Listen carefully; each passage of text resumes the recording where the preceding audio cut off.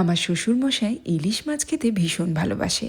দোলের ছুটি উপলক্ষে আজকেই আমি শ্বশুরবাড়ি যাব। ইলিশ মাছ দিয়ে কিছু একটা বানিয়ে নিয়ে যেতে ইচ্ছা করছিল, কিন্তু হাতে না সময় কম ছিল। বাজারে যাওয়ার কোনো ঝামেলা ছাড়াই রেড ভেজ থেকে আনিয়েছি প্রিমিয়াম কোয়ালিটির ইলিশ। মাছগুলো হাইজেনিক্যালি প্রসেসড, আর প্যাকেজিংটা দেখো খুবই নিট অ্যান্ড ক্লিন। আর শুধু ইলিশ নয়, এনারা সব ধরনের প্রিমিয়াম কোয়ালিটির ননভেজ হোম ডেলিভারি করেন। ইলিশ মাছের টুকরোগুলোয় নুন আর হলুদ মাখিয়ে 10 মিনিটের মতো রেখে দিয়েছিলাম। এইবার কড়াই বেশ খানিকটা সর্ষের তেল গরম করে মাছগুলোকে দুপিট ভেজে নিয়েছি। খুব বেশি ভেজে ফেললে কিন্তু মাছটা খেতে ভালো লাগবে না।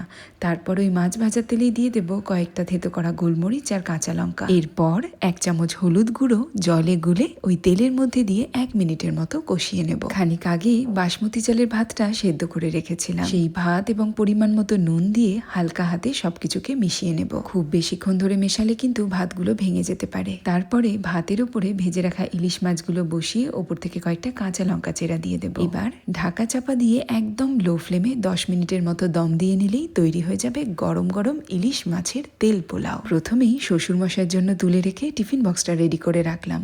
তারপর আমাদের খাওয়ার পালা।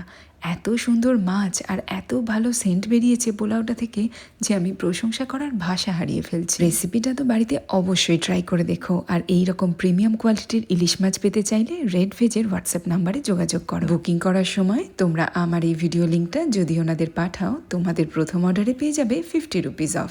আর দেরি না করে অর্ডার করে ফেলো।